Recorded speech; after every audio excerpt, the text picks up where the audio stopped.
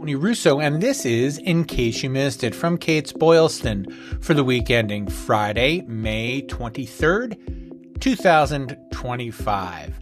We got a bunch of stuff we're going to talk about. There's some law changes or some proposed law changes that are causing some confusion, and there's other basic stuff that I want to reshare with you. And we had a great webinar this week that I want to give a plug to in case you also missed last week's podcast. So let's get into it right after these messages from our friends and sponsors at Matthews International.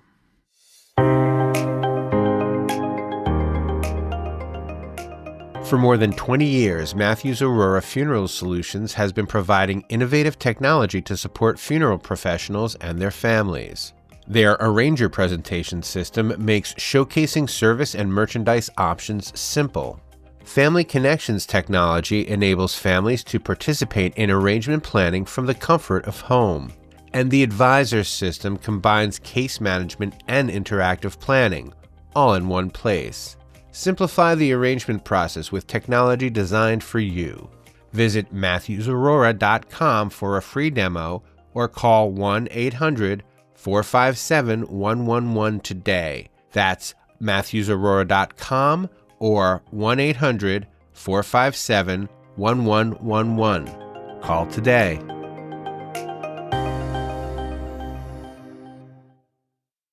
So in a happy coincidence, first up is a story that was breaking when I recorded this. I got a notification just now from the Funeral Service Foundation that they have crossed the $1 million mark in academic scholarship awards, which is fantastic. And congratulations to them, but also congratulations to all of you who donate regularly and faithfully, or who donate when you can, to the Funeral Service Foundation for their scholarship program. There's a link to their press release in the show notes. This year, they have awarded a record $112,500 in academic scholarships to 36 students from 15 U.S. states and 5 Canadian provinces for fall 2024.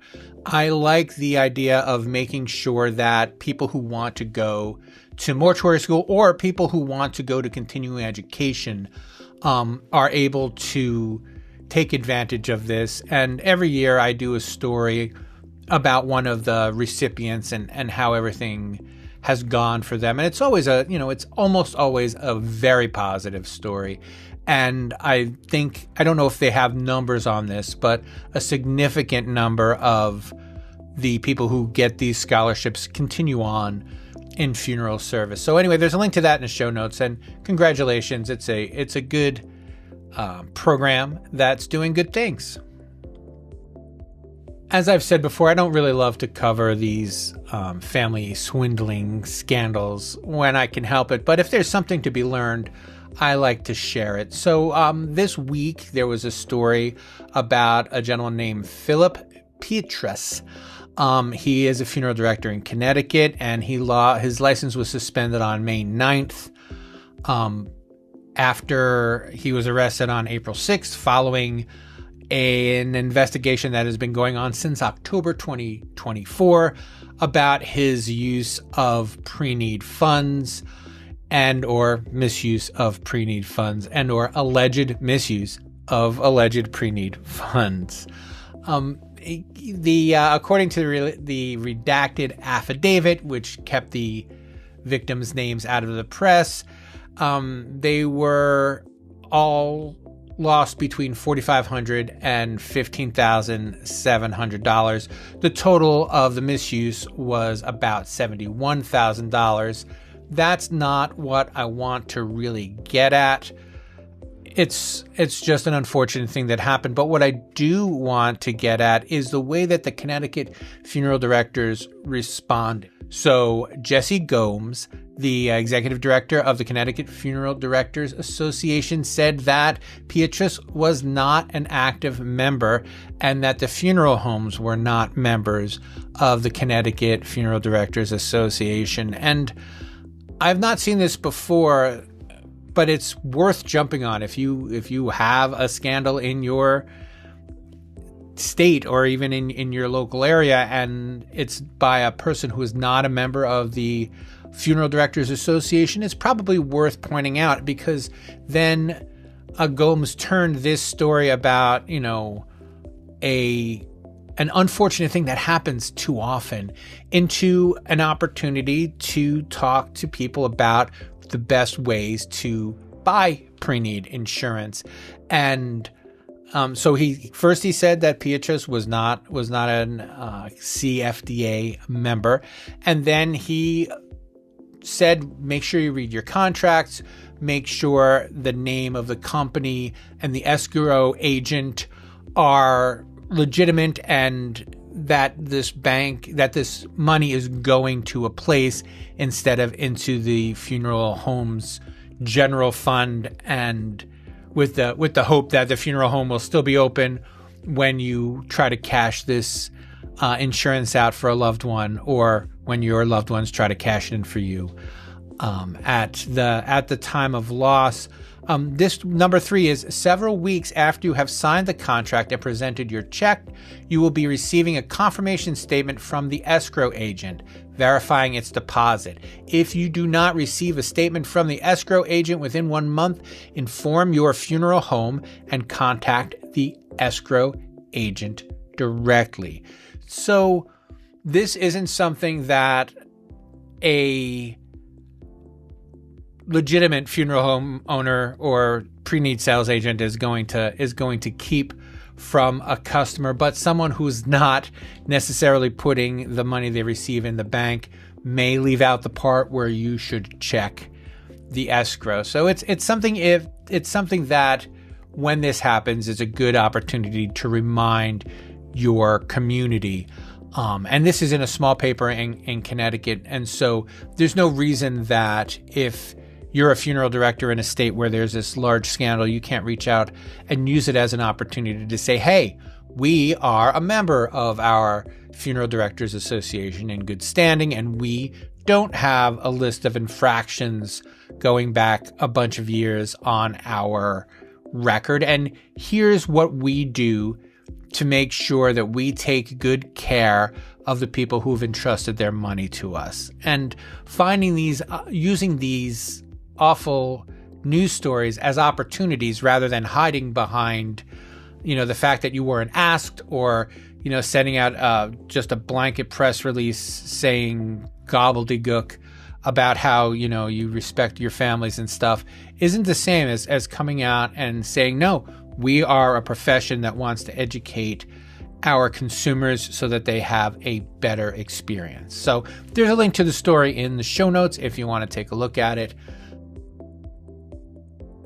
In last week's podcast, I mentioned that Georgia had passed natural organic reduction, and then raised my normal and at this point almost tedious complaint that there were no companies that were offering natural organic reduction in Georgia.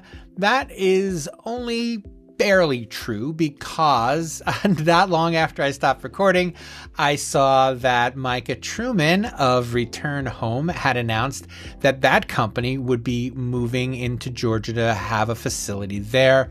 It is very exciting. It's a very exciting process, and it's a very exciting opportunity, I think, to show that these are, available ways of doing business. And again, if you are a funeral home in Georgia or near Georgia, you can still say that you offer Terramation. By the way, Micah was very, very pointedly thanked the Atlanta Journal-Constitution for calling it Terramation instead of natural organic reduction. So in honor of his success, I'll call it Terramation in this story.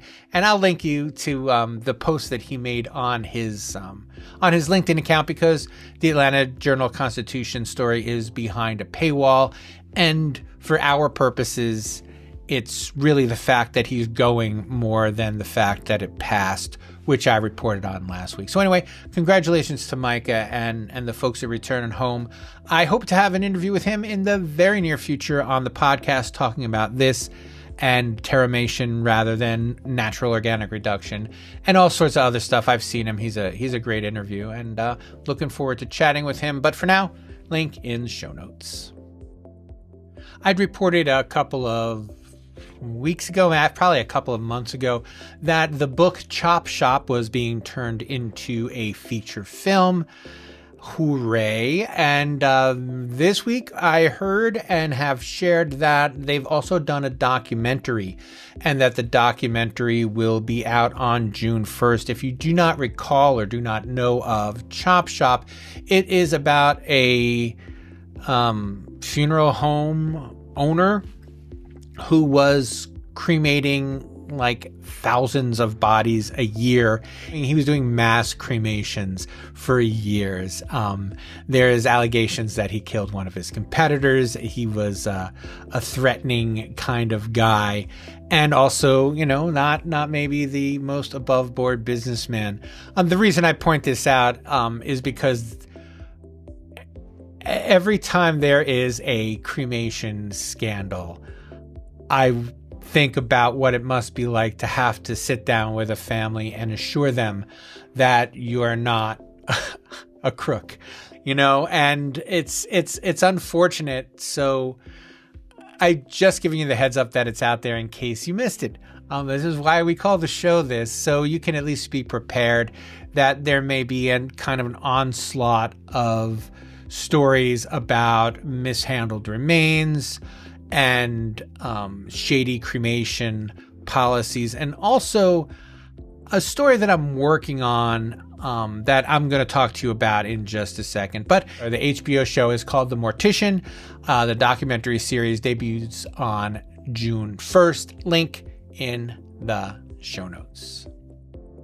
Cremation is one of several issues that has been called into question when the governor recently vetoed a bill that would extend the sunset clause on the Oklahoma Funeral Funeral Board. The Oklahoma Funeral Directors Association is just fine. We've been emailing back and forth all morning. The upshot is that the Oklahoma Funeral Board is a sunset board, and as I understand it, the way it works is a regulatory body is on a sunset clause that needs to be renewed, and the idea is that it has to eventually make itself useful or demonstrate that it should be a permanent fixture in government, or it's to be done away with. Now, in 2022, according to the research that I've been able to do, the Oklahoma Funeral Board was up for being unsunsettable. So the state of Oklahoma had to decide whether they wanted to make it permanent or not make it permanent. The state decided that they didn't want to make it permanent, that they wanted to leave it sunsettable. Sunsettable is a word that I've made up. And that has been fine. And this year, the bill to extend the sunset clause through 2026 for the Oklahoma Funeral Board was vetoed by the governor, which means effective July 1st, unless something else happens between now and then, there will be no funeral board in Oklahoma.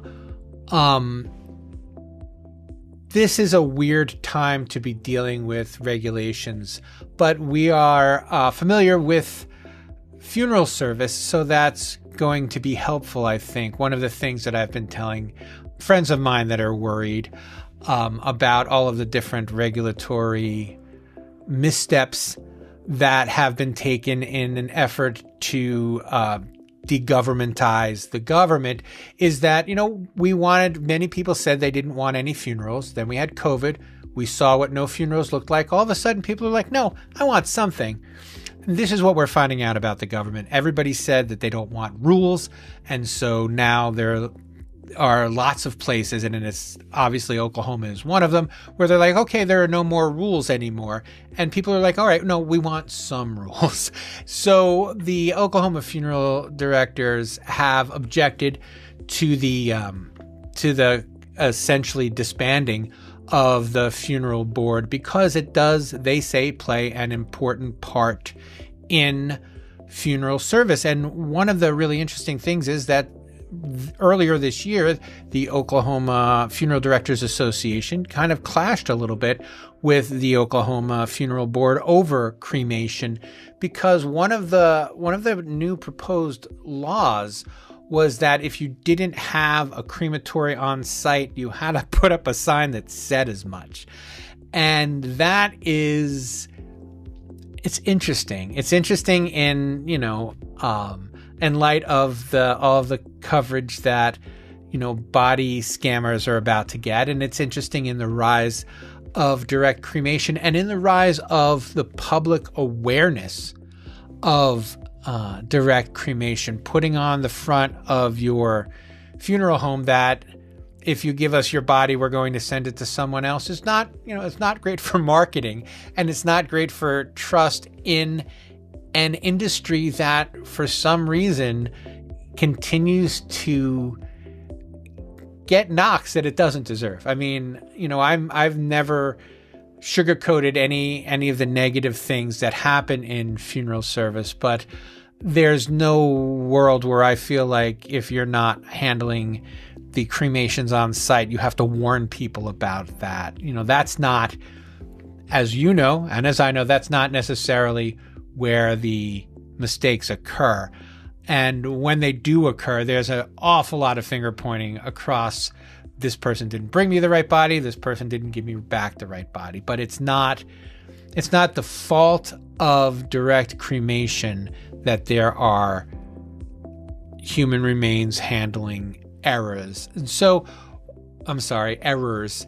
So there's more to say about this, plenty more to say about this, including some of the governor made some pretty inflammatory remarks about funeral service not being transparent enough and people not being able to buy caskets other than from funeral directors was one thing that he pointed out in his statement. And so we'll clarify what's going on in Oklahoma as soon as we can and share it with you. But I just wanted to put it on your radar because if you have some time and you want to Google it, it has been kind of a rocky couple of months over there at the Oklahoma Funeral Board. It looks like they've been doing their job, if nothing else. And so the hairdressers also were disbanded, and the hairdressers are taking to the street. I would love to see the funeral directors and cosmetologists all standing in front of the State House calling for at least some regulation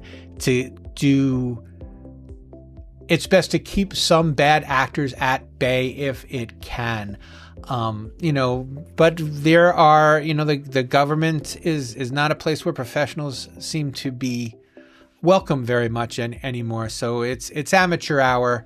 And this is one of the things that happens during amateur hour. There's at least entertainment, even if it's not necessarily fun. But anyway, a link to some of the Oklahoma stories in the show notes, and hopefully some real reporting on it in the next couple of weeks. Kind of along those lines, we had the Cremation Innovations webinar virtual event at Kates-Boylston this week. It is available for your watching pleasure.